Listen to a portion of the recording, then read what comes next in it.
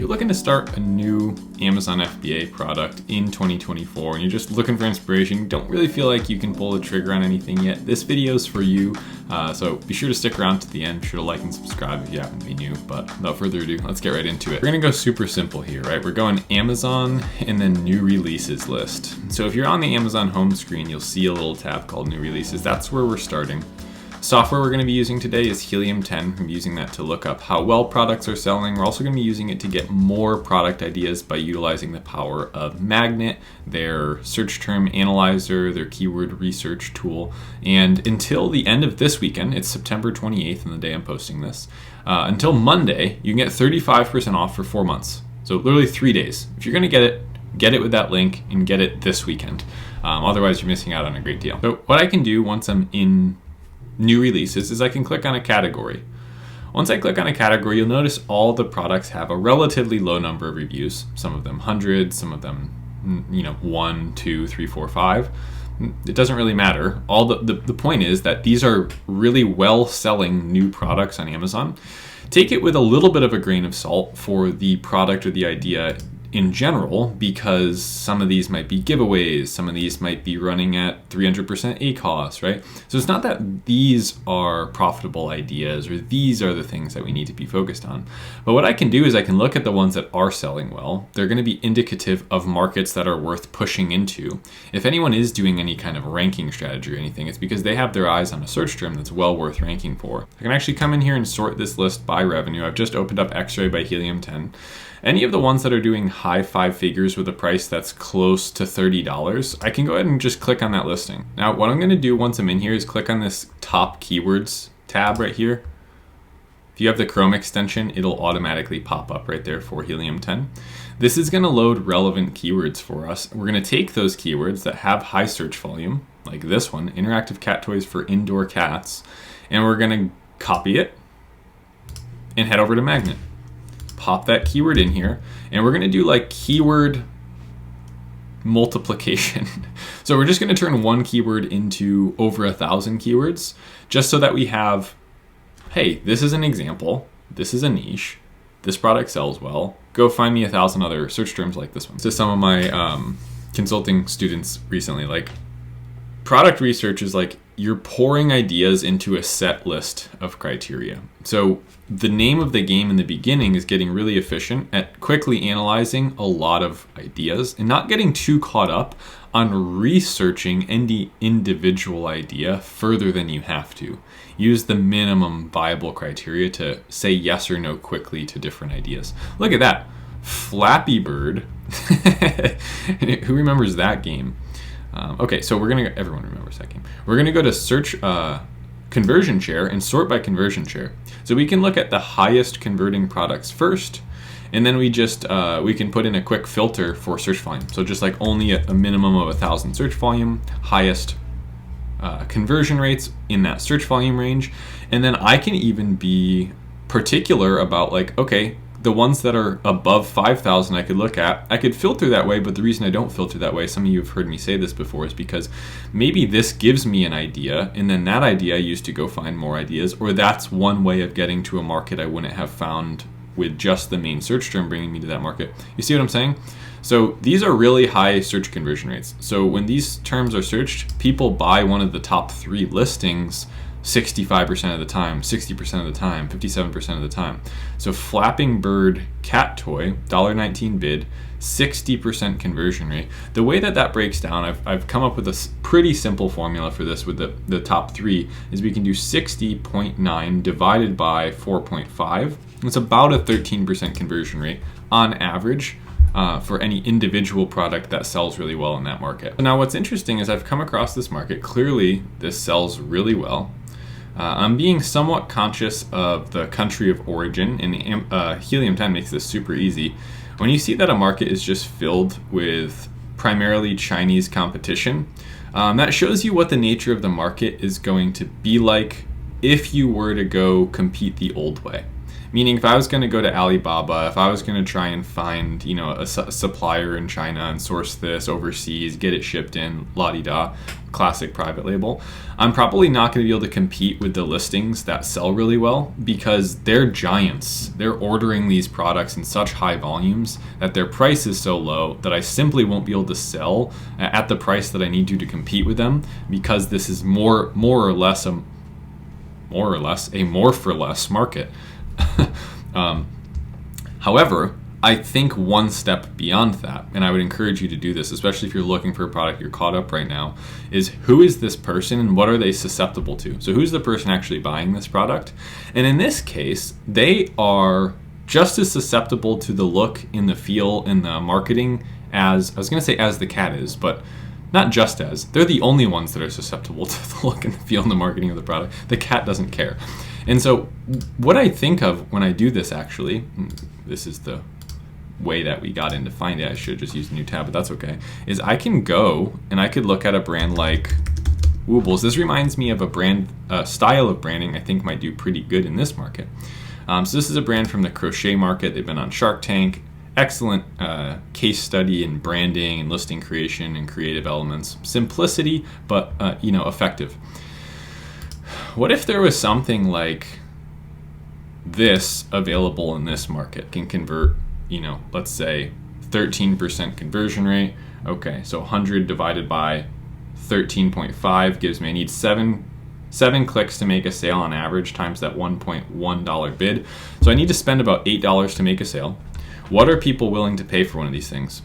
It looks like about $20, right? There's some $18.99, $16.99. This one, $18.99, sells really well. Would someone pay $1 more for a listing that was heads and tails better in every direction and told a better story? Yeah, probably. This is not a big ask to make there. And so if we were to go run profitability calculator on a listing like this and see, now this market is a little bit of a curveball because it's more of a private label-y type market. And the idea of coming up with a R&Ding a new product in this market with electric moving components, probably not going to be great. And we can actually see right here already, we don't have $8 to spend if we converted like a top performer in this market and we're sourcing for $4, which who's to say, we're not sourcing it for $3.50, $3.75, and see, you're kind of forcing it, right? I could maybe break even on ads here and then run an organic listing here. That is up to my understanding of the customer and what the hole in the market is. I know my customer better than any of the other competing products in the market, any of the other sellers in the market, and I know, hey, they would go crazy for this. Then maybe I'm willing to go into markets where I don't make any money on the sales I make with ads, or maybe even lose a little bit of money on ads, to push an organic listing up high that will make me profit and make me money, especially if the listing grows and I start ordering in larger quantities, getting some of that demand leverage so that I'm ordering more, my price might be coming down. That's a risk aversion play, is like, how risk averse are you when you're picking your first product? And so me personally, I don't like taking that level of risk with a new product idea. I've done it in the past and it just doesn't pay out to me enough. I haven't done it since I've started doing the domestic sourced, made in the USA brand building stuff. But if you're looking for your first product, if you're stuck and you need something, like you want to try something out, go do this method where you're taking product ideas that you're finding from new releases, running them into Magnet, and then multiplying the number of ideas that you have, and be very conscientious about the conversion rate in that market so that you can project out, what am I going to be selling like if I hit the nail on the head? And then if you really research your customer well, forget product research, customer research, you really know who's buying these things and what they'd be susceptible to, and it's not being reflected here, you understand deeply there's something that would connect with this customer, then doing that will give you the upper edge. Okay, even in a market where it is primarily, maybe Chinese competitors and cheap products, if there's an example of any product selling at somewhat of a higher price point, 20 and up, then people will pay that much. So if I can do that even better, and better is almost the wrong word to use because better says this plus something. It's almost like take better out of the equation and just do completely unique, new, fresh take on what the customer is already looking for. Tie it back to like the Flapping Bird cat toy search term with that 20,000 search term. Like, I would be trying to name my brand something around that, so it seems like when they search it, I'm the original one that everything else is maybe trying to rip off or something, and like build some IP into it that's unique to you. Now, a lot of that sounds daunting in a market like that, so I like to look for old and boring markets. Electronics would not be one of the things that I would pick. I would be going back to this list. Now, we searched cat toys to start with, but looking through here for things that maybe aren't that way. Like, what is a cat waterbed? 53% conversion rate for the top 3 listings. Half the people buy one of those. There's only 1,700 search volume, but like I said, there might be other search terms like this one. Let's see. This is a very odd product. So all the listings look really childish and really silly. I don't really understand it that much. They all have really bad reviews, and yet some of them are, I mean, they're all the same product. So what's going on here? How are the sales for these products that have really bad reviews? Let's go ahead and just filter out anything that's sponsored and throw in. Let's see here. Yeah, there's really nothing being done here. So when we're talking about low 5 figures and everything else is 4 figures, it's just not worth starting a brand with that as the first product. That's too small of a market. And that comes partially from that search term. But like I said, don't be too dogmatic about the low search term ones, because sometimes you might open one, and maybe this won't be the case, but sometimes you'll open one and the sales of the listing will be much higher than what the search term originally might have indicated, which really just means that the search term was not the main search term. And so that's why I don't just nix all of those right away, because they can bring you back to bigger markets. So if I come in here, I hide sponsored products. And the reason we hide sponsored products is just so that we see the ones that are actually highly relevant to the search term. Nothing is coming in. So like this is a good example, 138,000 on this product. Again, it's an electronic product for $13, electronic product for $16. Nothing selling for $20, $30 here. It's going to be a little bit more of a tough market to get into. So we just get right out of it, right? Yeah, maybe conversion rate's high. Price is just too low, right? So no matter how high that conversion rate is, even if I'm converting 10% of people for that floppy fish cat toy, but I'm paying 93 cents, well, then I'm paying $9 to make a sale with ads. The products are selling for $16. It doesn't make any sense. And so we can just do that, right? With the way that I sell on Amazon, with I build my brand, it's not heavily reliant on external traffic. I'm primarily leveraging sponsored ads right on Amazon, pay-per-click advertising on Amazon. I want to use the traffic that already exists on Amazon and just get in front of those people. Could you think of a more hot lead than that? This person's looking for this product. They're looking on the most trusted online retailer in the world. They get 1 or 2 day shipping. That's an easy person to sell, okay? So all you have to do is make yourself seem like the clear choice in that market. And I think that's where a lot of product research starts to go wrong, is forgetting what's actually happening and how powerful Amazon can be. It is truly an amazing retail partnership at the root of what it really is. We can think of it like I'm selling on Amazon, but it's more like Amazon's selling my products for me. I have to make sure that when I show up on the shelves on Amazon, I'm the one that everyone wants to buy. How do I do that? Figure out what people want the most and give it to them. Figure out what they don't want the most and take those elements away from the product. And so this method of looking at we still have 262 things. If we went down to just show me only 4,000 search volume or above, get rid of anything that's those super small long tail keywords, and I start looking through here. Now, granted, these are all kind of cat toys, right? So they're all, I think, going to be lower priced products that people don't really care about buying a better version of. Does that make sense? So I don't know if there's any, of course there's dog owners out there. If there's even just 100 people watch this video, some of you have dogs. Do you want to buy your dog expensive toys, or do you want to buy your dog relatively inexpensive toys? I know that I like buying my dog inexpensive toys because she's going to ruin them either way. So it doesn't make sense to really invest in this area with a higher quality premium product. However, if you were really like an enthusiast rose gardener or something, would you buy a higher quality, fertilizer for your rose garden? Yes, of course you would. Like, you wouldn't even have to think about it. If you're a golfer, would you buy? Yes. If you're a fisherman, yes. So just every time that we take a look at the customer behavior and what the customer actually wants, we might be able to deduce and save ourselves a lot of time. So if you're feeling stuck, go back to, again, new releases, start in categories that are more likely to contain customers that purchase that way. And let me show you a quick example of that. So we went into cat toys, didn't really work. And this is, I'm glad this happened this way because it's pretty relatable in that maybe you're feeling stuck. Okay, go back to new releases. Stay on course. Don't get up. Don't go make yourself a coffee. You don't need to reset. Just stay doing your shit and check it out. We're going to come over. Let's go like, we did pet supplies. So customers who are more into maybe hobbies, sports and outdoors could be one. Tools is probably a great one. Tools and home improvement. Okay, let's check out tools and home improvement. And then the people who are actually going to be like enthusiasts in here. Beekeeping. We opened this market up a couple. Waterer. Okay, that's an interesting one. Feeder has 1,800 search volume, 66 cent bid. Feeding stimulant, $10,000 in sales. I didn't see much for search volume here, so the traffic source might be more of an external game. Oh, you know what? I think actually one of my students brought this up to me at one point. They were looking, they were curious about this, and we couldn't really locate search volume. But look at some of these, the sales on some of these. There must be external traffic coming to these because this listing does $35,000 with one image. It's a niche enthusiast customer who's paying $30 for a 16 fluid ounce bottle.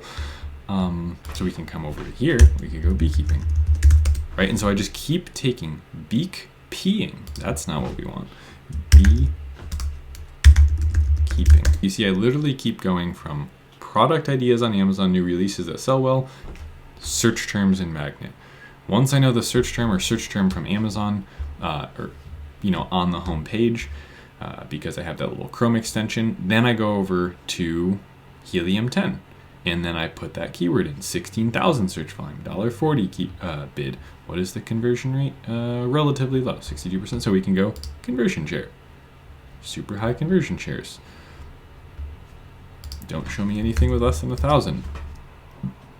A minimum of 35% conversion share. And boom, here we go. So 5,600. We're really getting lost in the rabbit hole now. This is my favorite way when I need motivation to do product research, is to completely stop caring about the results that I'm getting and just get lost in what the heck is all of this and only look at things that have a lot of search volume, know that there's customers looking for them already, which is why I won't look into ideas if I can't figure out how people are getting to them. If there's seemingly just external traffic, I don't really care if a listing sells well. So don't fall into that trap. If you take away anything from today's video, if you need a method to try, I've only been going for 20 minutes here, but every time you find an idea, duplicate that idea and look into more ideas that surround that one instead of trying to research if ideas are good or not. Right? Because I can look into a market based on the price conversion rate, how much I have to pay to make a sale, and instantly tell you how viable it's going to be to try and rank here. Then I can think back to who the customer is and what they would want. And then if I'm hitting all of those, I can start adding them to a list. But drop this whole idea of the list right off the bat or anything. Just get a bunch, thousands of ideas. Every time I come up with something from the Amazon's new releases list, and looking and multiplying your ideas and have a few things that they must hit before they get added to a list. Now, I gave you those things: conversion rate, price, cost per click, enthusiast customer. Okay, I found my product. It already existed. I found my market. I found my customer. I didn't have to create it. So what you're looking for is already out there, right? I have people come up to me with product ideas. I'm like, yeah, that's actually really good. That's really good, right? It meets everything we're talking about. More so, as of lately, even people have been coming here with ideas. They exist. This is not impossible, right? And so you need to get past that part where your brain's telling you like, oh, it doesn't work. I've looked forever. They're not there. They are there. And there's new products coming to Amazon constantly. There are new ways of looking at old markets that evolve constantly, okay? We still live in a world where people use physical products every single day in their life, no matter who they are, no matter where they are, okay? This is not a market that can even ebb and flow. This is just building a business the old-fashioned way. Find a customer who has a need, solve their need for them better than anyone else, get them to trust that you're the clear solution, get in front of them. How do we do that? We take thousands of markets, quickly and effectively sort them by some basic criteria. And when you feel stuck, go back to a place where you start thinking a little differently. Read some books, watch some new videos, try something else, and come back to it, but just keep coming back. Don't leave, don't give up, because it is possible. I do it right now. I know people who do it right now. And you can get caught up in this world like, well, maybe it's not for me. No, it is for you, as long as you keep coming back. Just keep aligning all of your efforts in the same direction. It's gonna do it for today's video. Let me know how you like the whole using a general list, taking the keyword, multiplying that keyword, and then using some basic criteria to quickly analyze more ideas. By the way, we did 3 or 4 keywords? Go do 100 and see what you find. That's gonna do it for today's video. Thank you so much for sticking around. I'll see you in the next one.